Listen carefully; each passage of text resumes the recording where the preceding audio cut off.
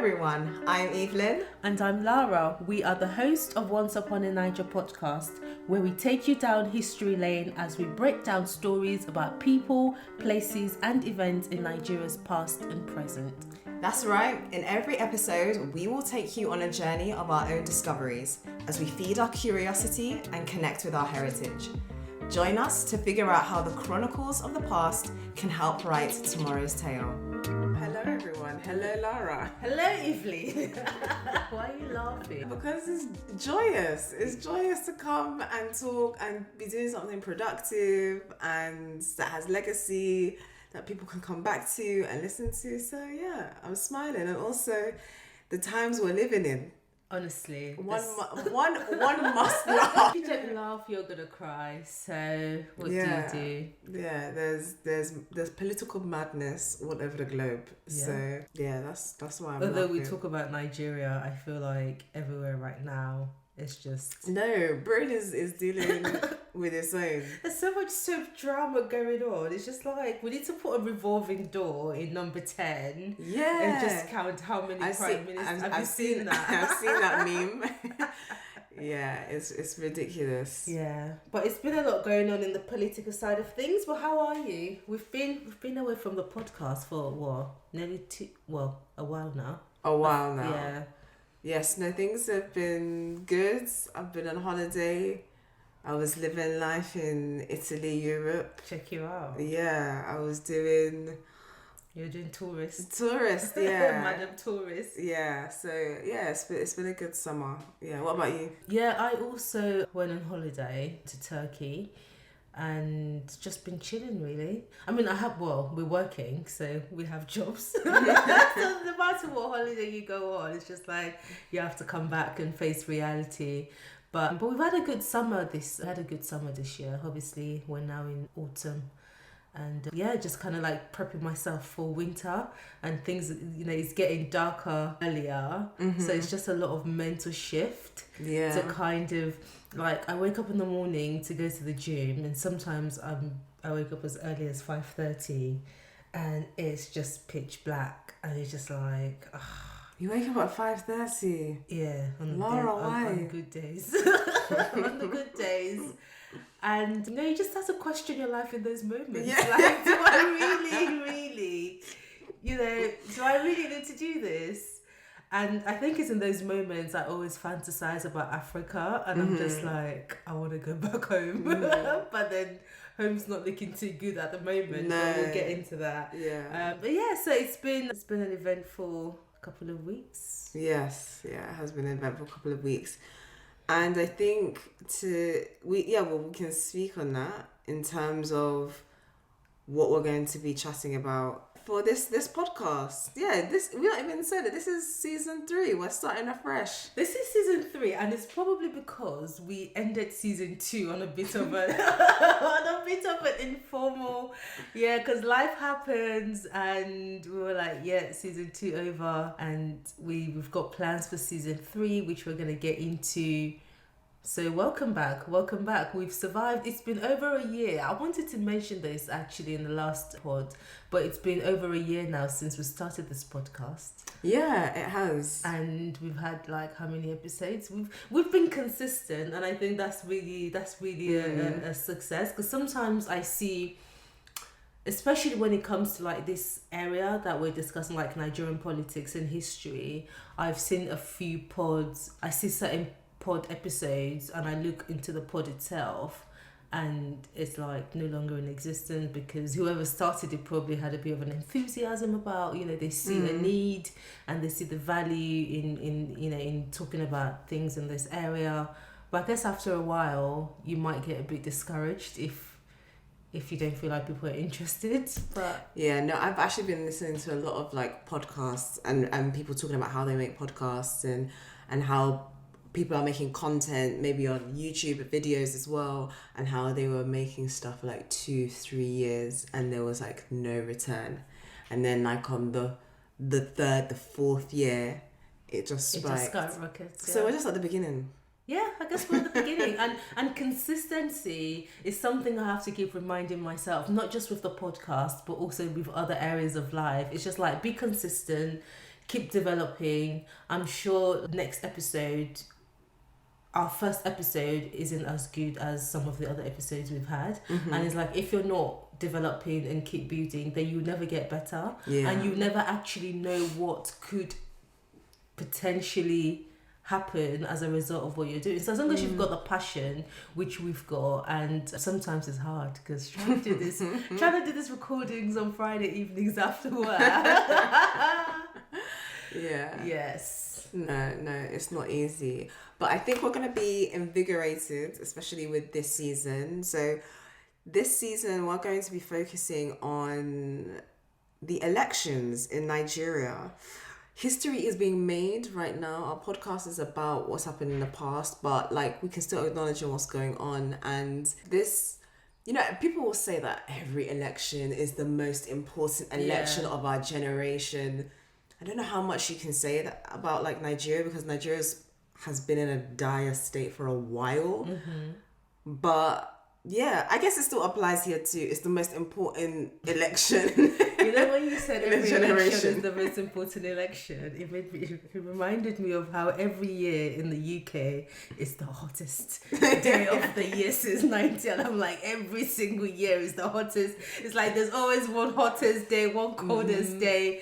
But yeah, I digress. Yeah. No, it's a really, really important time in Nigeria's political history at the moment, actually, especially because of what's the landscape in the last 8 years, and just Nigerians' attitude to governance at the moment, their expectations, even the emergence of new opposition in the parties. So the engagement right now is quite interesting to watch and to observe. Yeah, and impressive, especially I'm really impressed by the fact that a new political party has emerged, a new candidate that is refreshing, that's engaging like young people in a way that hasn't happened for a while. And I think it makes sense that it's happened, especially after, the 2020 NSAS protests and everything. So this season we're going to be talking about who those candidates are. We're going to be talking about their campaigns, what they're promising, what their background is, their history and their activity in Nigeria, the influence they've had or not had, and what's trending, like what are the headlines that we're seeing currently, and giving you sort of like our first response, our ideas. And I mean, listen, we are here in the UK, so we want to hear from you, especially listeners in Nigeria, about what's going on, about what's actually happening on the ground. But we hope that this season will be like informative, give you some insight into what's going on, like get you interested to read further and follow the election more closely, and for yourself. Yeah, really, this is just your entry point.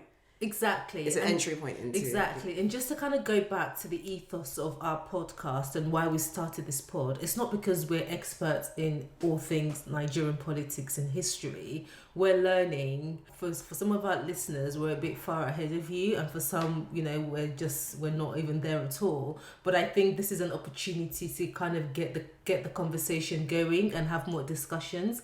And especially for someone who's just at a loss at the moment, who don't really understand what's going on in the political landscape, I think this will form a really good foundation to kind of get you up to speed with who the candidates are, the profiles of these people, and also, just for you to go and do your own further research. And for those who, are all-knowing or know quite a lot, it'll also be a good opportunity for them to engage with us and let us know what they think, and, just challenge us as well, and also, keep us updated on things and engage with us. So, really exciting. So who is our first profile for this season? Yeah, so our first profile for the season is actually somebody who is like had extensive experience. I say experience. Put that in quote. In quote. No, obviously it's a very prominent figure. I think before we move forward with looking at the candidates of the current election, we thought actually let's start like where are we currently, or where have we been? And so our first profile is actually going to be of current President Muhammadu Buhari.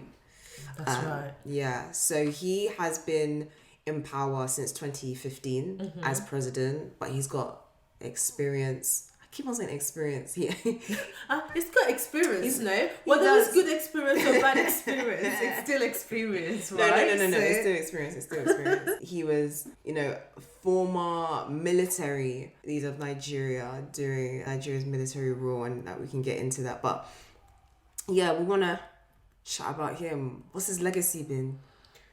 Is it the real Buhari that we're even talking about? Can the real Buhari please stand out? Because honestly, I guess to kind of give a bit of a background into president, I almost want to call him General Muhammadu Buhari, but That's how he even wants to govern sometimes. I feel like, yeah, because I almost don't really see any difference between his military regime and, except from the fact that he's operating in a different political space and he's had to get with the terms. But I feel like the way he's handled things is almost reminiscent of his military regime. So President Buhari he's been in power for the last 8 years. But before he became president in 2015, he's obviously had a stint in being in government or being in power. In 1983, he became head of state after a coup against the elected government of Shehu Shagari. So for those who have been listening to us, and if you're a new listener, we've had episodes talking about the previous, like the military regime in season 2, in some of our previous episodes, and a lot of that we've gone over the military regime, the multiple coups that happened, and one of those coups was the coup in 1980. But this wasn't, I guess it was a coup in a sense, because it's a bit odd, because it was a democratic government that they overthrew. So it was the elected government of Shehu Shagari. And as is characterized of every sort of military government, they think, corruption. Every government that is in place is corrupt and they think they can do better. So Shehu Shagari's government, there was a lot of dissatisfaction with the economic condition, and also the military perceived his government to have a lot of corrupt politicians, and that led to the coup of December 1983. And Buhari was unanimously chosen to be the new head of state. So he was head of state from 1983. But Buhari, if you ask him, and I think from quite a few interviews and just other articles that I've written, he really downplays his role in that coup, and it was almost like, the military rulers at the time, or the leaders, the people who had the power, wanted him to govern, and so he was in power until his own. So I guess how you win them is how you lose them. Basically, he came into power through a coup, and he was also taken away from power through another coup that happened. What were some of the things that people said about his regime at the time? Well, it was quite an authoritarian regime, and I think that's what he's been known for, and that's probably even what helped him actually in his campaign his election in 2015. So during his time as general Muhammadu, his name, I was going to say his name, but during his time as general, he was actually quite humiliating, I think, to Nigerians, and he was known as a disciplinarian, and he wanted to root out corruption, and that's why he was able to get into that position. And the things that he did during that time were, in my view, really unnecessary and not helpful to actually getting people to love him. And the reason why I say love is because a couple of weeks ago I was talking with some friends about, actually not even a couple of weeks ago, things in the UK are moving very fast. A couple of days ago, I was talking to some friends, the political ideologies of politicians in the UK and how they're failing to just follow the main text of their degree when they're at university. So the UK Prime Minister, at one point Chancellor Kwesi Kwarteng, they are ideologues, they are academics, but they don't really know how to run a government. And a key text when you study political science is Machiavelli's The Prince. And in Machiavelli's The Prince, it says that it's important to get the people to love you so that they will do what you want. And in regards to Buhari, during his tenure as military leader, he was known to get civil servants who were late to work. His punishment for lateness was to get them to do frog jumps. I mean, what? Can you imagine that? Like what? Grown men and women. That's like so humiliating, so degrading. I mean, and I think that should be classed. I don't even know, but like stuff like that is unacceptable, and it doesn't do anything to court favor of the people that you need to run a country that is experiencing such instability. And in one hand, you think, okay, it's great that you've got this disciplinarian coming in who's thought to be able to bring order, but what's the point of discipline if it doesn't engender loyalty? But you know, the thing is, it depends who you speak to, because there are certain people who look back to Buhari's regime with such fondness, like I would call it, and the idea that discipline was instilled in that period is one of the reasons why they look at him with such fondness. So things like, you know, so just to kind of buttress the point you were making about some of the things that he did. So people were ordered to queue while waiting for buses. They were watched literally by soldiers who were, you know, who had whips and stuff if you don't fall in line. And I guess it achieved the discipline that it wanted, but at the same time, was that the best means for you to achieve the goal that he was looking to achieve? But when you consider, and I think like you mentioned, his ideology at the time and people's idea of him as a disciplinarian, as someone who is able to get people to fall in line, was one of the factors for his success in 2015. But just to kind of go over some of the other things that he did, apart from obviously him making people frog jump and queue for buses. So his regime, they had a curb on imports. So like he stopped importation of goods into Nigeria, or they curbed it, not total stop, but they curbed it. And that meant like job losses for people. It meant that certain businesses had to close because they no longer had the means for the items they were selling to come into the country. And also there was the enforcement on tackling corruption. So he wanted to tackle corruption, and I guess he had his own ways of doing that. But what also happened there was that prices rose, living standards fell, and even the military government that put him in power, they got fed up of him. And that was when another coup happened and General Ibrahim Babangida came into power. And mind you, this is like within like a 20 months, just less than 2 years. Yeah, just less than 2 years. He was brought into power in 1983, and then he was kicked out in 1985. So I mean, yeah, pause on that, innit? I mean, like what does that tell you? Yeah, I guess it was trying to promote positive values, some would say. And he launched this program called the War Against Indiscipline. But I guess the methods for implementing his ideas were definitely not the best. And there's a difference though between discipline and punishment. And so punishing people and humiliating people or whatever because they're late, it's like when you weigh things up, it's not a proper response to the larger ideal that you're trying to achieve. And I think that was a failure.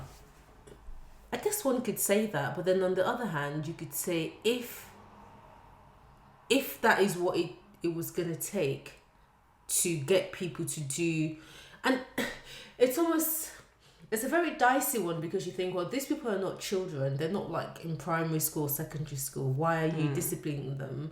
But then you would on the other side, you say, but yeah, if they're adults, then they should have known what the right things to do are. So it's even simple things like, you know, coming late to work or not queuing up for buses. And it's just like, okay, everyone should know what the right thing to do is. So if adults are not doing these things, I don't know, maybe you should start flogging them and get them to fall into line.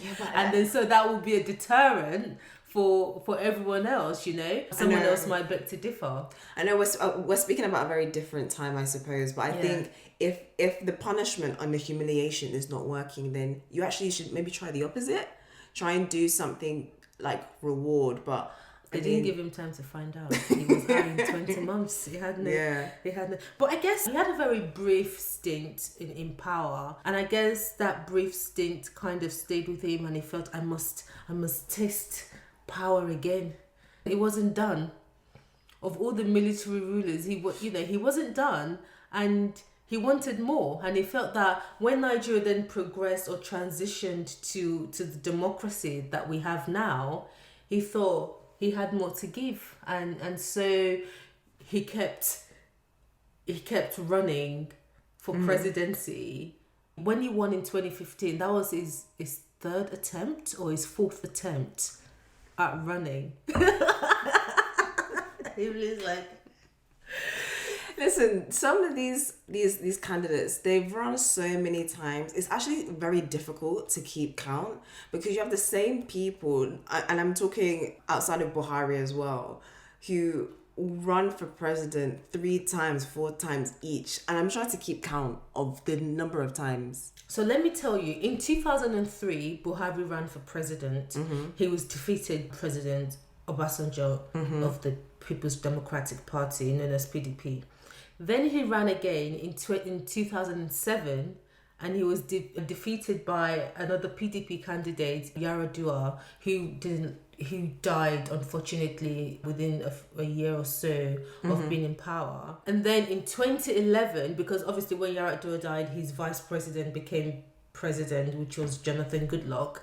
And then in 2011 again, he ran again, but this time again, good luck, Jonathan. So that was 3 separate times. So this guy waited from 2003 all the way to 2015. And so in 2015, for the 4th time, he said, I'm going to try this. So when I was thinking about it, I thought, it takes a certain type of resilience, determination, and I guess strong will to go through that process 4 times, and I guess feeling like you've got something to offer, and without you as president, the country is not going to progress. So he must have really felt like he had value that he wanted to add to the country, because you just think, what's your motivation?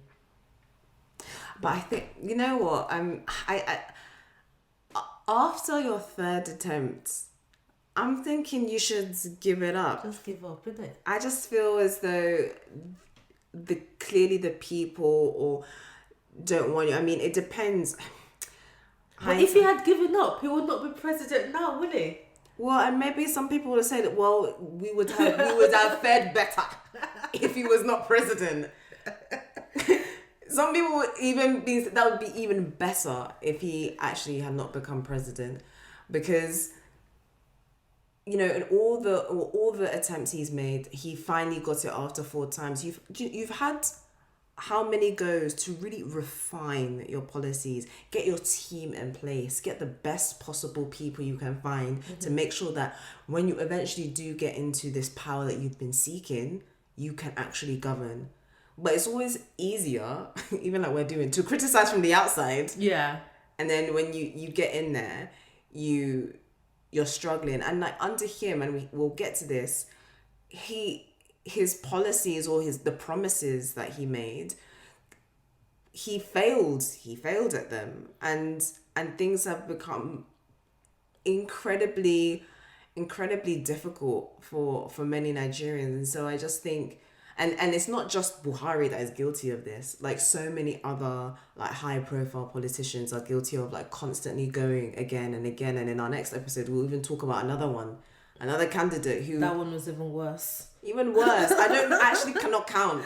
I can't count the number of times he ran and the flipping back and forth. I think it was 6 times. I think this is his 6th time now. Anyway, yeah. But prizes for guesses of who that candidate is. But yeah, so I mean, Buhari, I give it up to him for tenacity. He was tenacious, and and I guess he's a lesson to teach your children, like never give up. If there was ever a lesson, a person to be like, don't give up, on his fourth time. And even so, when he became president in 2015, that was his fourth time, right? Then you would have thought, okay, surely Nigerians would have had enough time to assess his performance and make a judgment as to his suitability for presidency again. But guess what? In 2019, he was re-elected into power, and so he's had 8 years to get it right. And I guess that's what we're gonna delve into now, to think, what has the last 8 years of President Buhari's government meant for Nigeria, good or bad, and then we can just look at his legacies and other things. I think the things that I think of when I think of Buhari's like legacy, I think it's been marked by like extreme Islamist like terrorism, and that's one of the things that he campaigned against. So in his 2014-2015 campaign, he said that this is one of the things that I'm going to tackle and I'm going to like get rid of. Mm-hmm. I'm going to make sure that Nigeria is a secure country. Yeah. Because in 2014, around the world, we came to know that Chibok girls in northern Nigeria had been kidnapped by Boko Haram, and that was under President Goodluck Jonathan, and that was an indictment on his presidency, and Buhari is able to actually, I suppose, like galvanize and take advantage of that and say, can you see the mess that we're in? I'm going to come with my discipline. I'm going to come with my authoritarian power, and I don't think he's been able to do that. And if anything, many people will think that his inaction is either inaction, incompetency, or implicit support actually of powers that be in that region have contributed to an extremely hostile place to live in, especially in the north.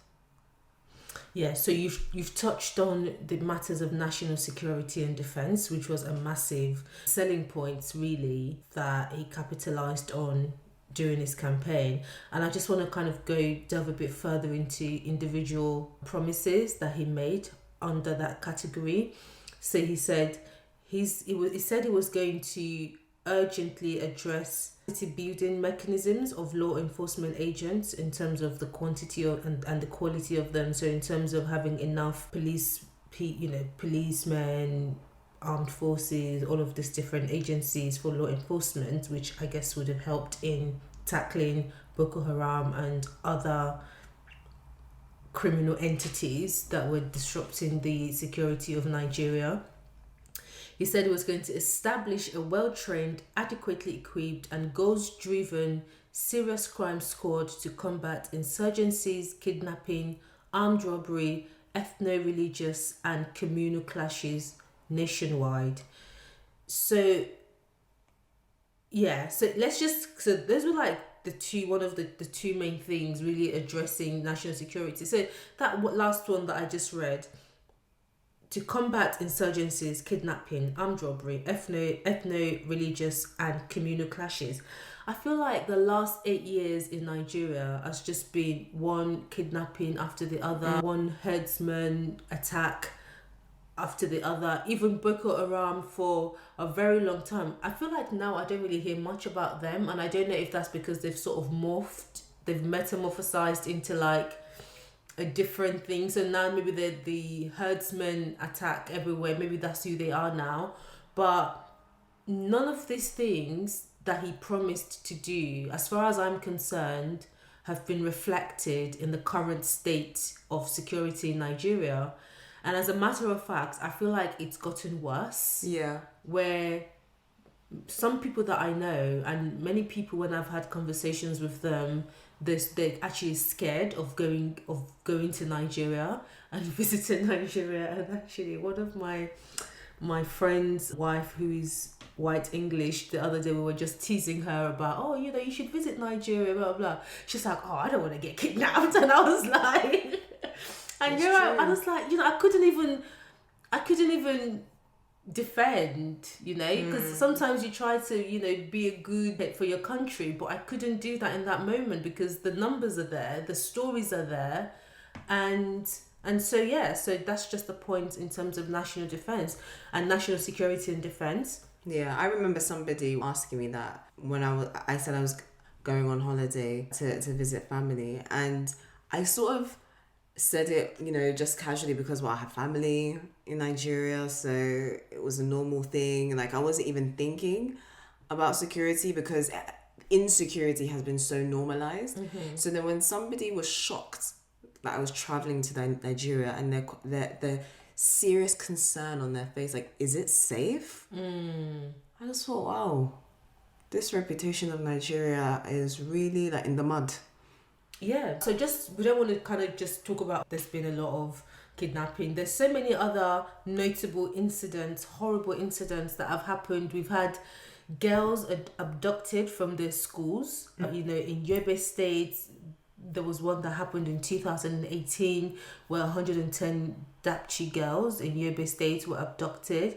Then there was the 344 Kankara boys in Katsina State in December 2020. Then there was the 27 Kagara boys in Naija State and the 300 Changebe girls in Zamfara. So that's just like the abduction of students and young children from their schools, from their local communities. And then you've had like uncountable numbers of herdsmen attack, where they're attacking people on their farms, they've attacked churches, they've attacked other religious institutions, even mosques as well, but I know the ones of like farmlands where, they called the Fulani herdsmen, or I think there's another name for them now. Yeah, the Fulani herdsmen or bandits. And it got to a point where Buhari would say, oh, unknown gunmen or unknown bandits. And it's just like, that's a lie. That's a lie, exactly. And people have felt that because Buhari himself is a Fulani man, I believe, they felt that he's been very partial to the attacks by the Fulani herdsmen and just the attacks generally from people who identify with the same ethnic tribe as him. So I'm just going to do a breakdown of the other areas. He made promises in areas of politics and governance. He made promises in terms of agriculture, what he was going to do. He made promises about infrastructure, on the oil and gas industry, on healthcare, which we can also go on about, on youth, sports and culture, and on the society and human capital development, on education. What is your take in the area of healthcare? How do you think he has performed in terms of so let me tell you some of the things he promised he was going to do. He said he was going to ban medical tourism. Okay, so he failed on that. It was going to increase the number of physicians from 19 per 1,000 population to 50 per 1,000 people. So in just those two areas, because sometimes it's easy to just kind of like talk negative without really, but if we start taking it one by one and we start to dissect what he's promised in these specific areas, how would you score him? Well, on the medical treatments abroad, I don't know, A, B, C, D, F? What? On like in terms of his, if we're scoring him, yeah, I would say he's failed. I mean, how can the top dog himself be taking lots of trips abroad, particularly to the UK, to get medical treatment? That's like an indictment on his own medical system that he is like responsible for. If he can't trust, and that's what it seemed like to me. If you're flying abroad to get medical treatment, what you're telling me is that you don't trust the medical expertise in your own country. And even that, it's a mystery as to why he even went abroad to get medical treatment. But I think, on that, He was done poorly. And I guess also because, the initial visits that he had abroad, again, for quite a long time, it wasn't quite clear what he was abroad for. Then eventually it transpired that he had gone for, he had ear and nose infection. That's what and they it's tell like, us, yeah. well, that's what they told us. And it's like, are you telling me that there was no medical facility in Nigeria, not even in Aso-Rock, right, where you would think they would have the best of everything? Not even in Aso-Rock did you have the facility to treat and to take care of your ailment that you had. And so he didn't lead by example in that sense. And also it was just the secrecy surrounding it, and I think the lack of transparency, because why should we, if you're spending public money on your healthcare, which he was, the public deserves an explanation. If you're going to be away from the country for even for 2 weeks, 3 weeks, 4 weeks, not to speak of months, right? I think it would have been proper and expected and good governance for you to actually inform your citizens about as to your whereabouts and what and why of your visit. And for me, that alone is enough not to have somebody re-elected. A president that can disappear for extended periods of time and not speak to the people, what it tells me is that you have contempt actually for your citizens, because they are the ones that voted you in, and then not even to speak to them and tell them, hey, you know what, I'm all right, I'm just trying to get treatment. Like, what is that? That's unacceptable. And then I guess we can also touch on like the idea of having enough physicians for the population. So when you think at the moment, there's a popular term of, well, there's the brain drain that we often speak about, but there's also now a current parlance which is called japa, and it means to like leave, or I don't know, escape. That's right. So a lot of Nigerians are currently escaping Nigeria, unfortunately, and part of that population, and given the idea that other countries are in need of healthcare professionals and other and professionals in other areas, Nigerians are really taking advantage of these opportunities abroad.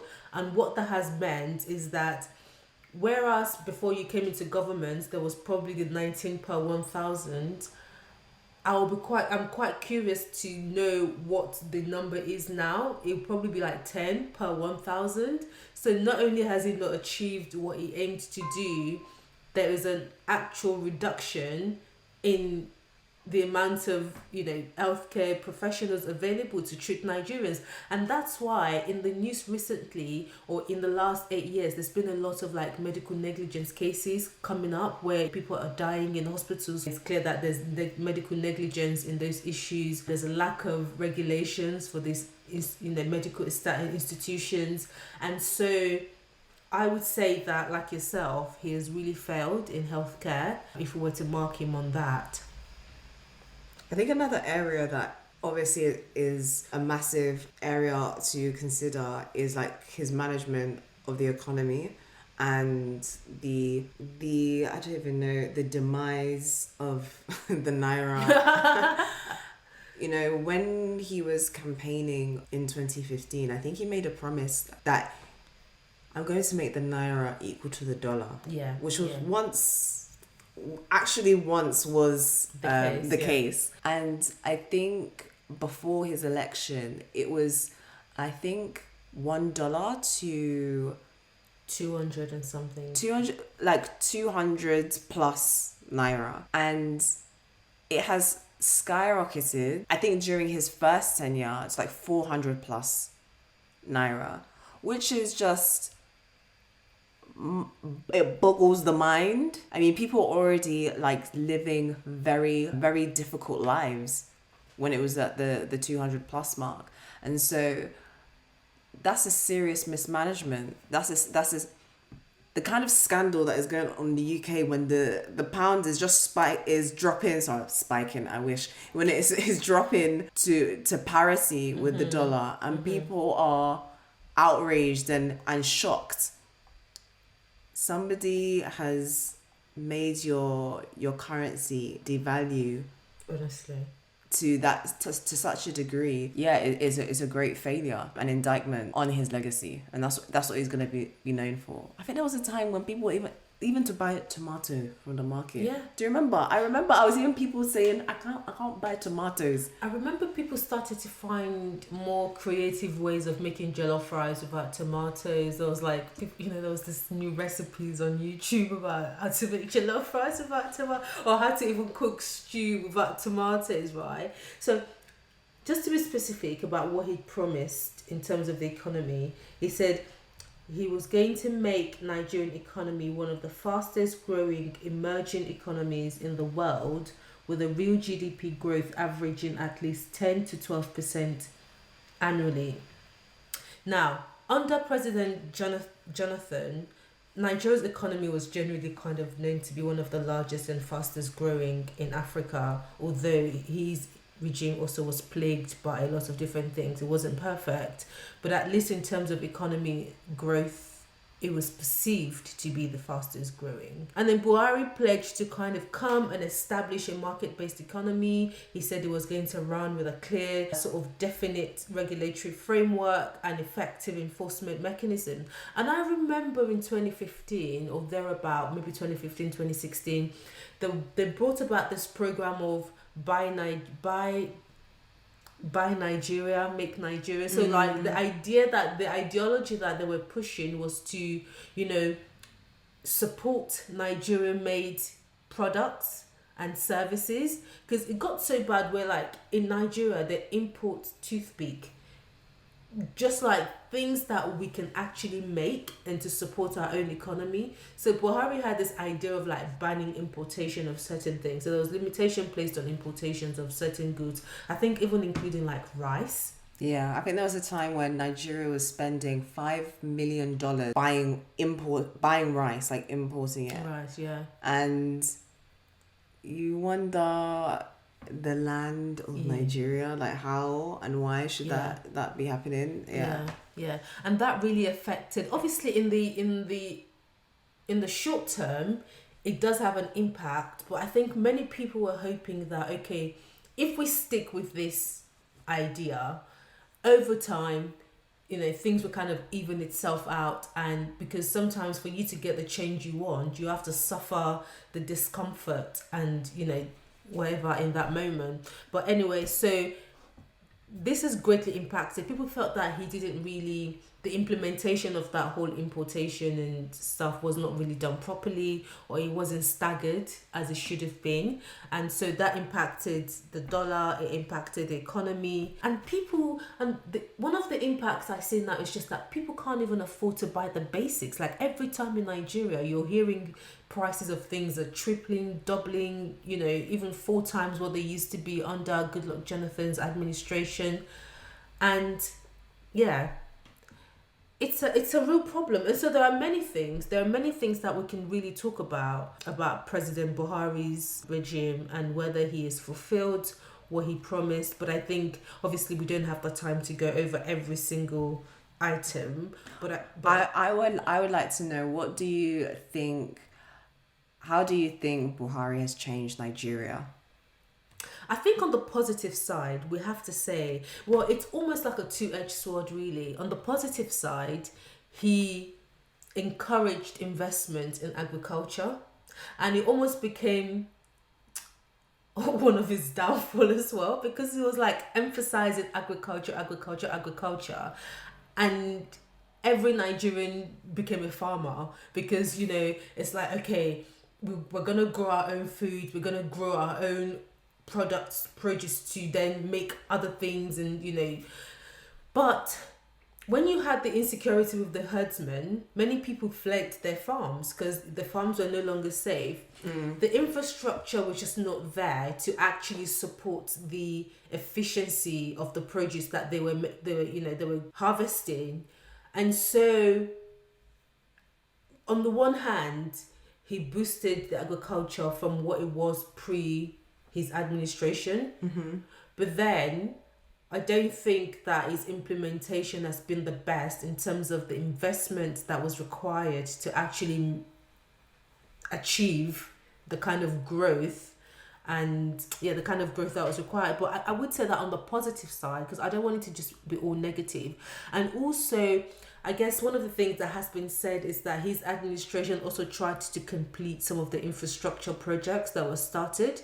So like there was like the railway projects that have been somewhat taken further than what they were before he came into power. So I know that there's one of the Ibadan railway project, and I know people who have actually gone on them trains, And what's their experience been of them? This is good. I've seen them on Instagram, and people have been like really complimentary of that mode of transportation. Mm-hmm. Obviously, they said, the Chinese came and they're the ones who kind of sorted out the project, and it wasn't, when you compare it to modern day sort of train infrastructure, it's like, okay, it probably won't compete with what you'd see in other Western countries, but for a country that had nothing to having something, I guess you've got to give it a score and give it a positive score in that sense. So and that's all I would say really. And I guess that in the initial stage there was a slight overcoming of the Boko Haram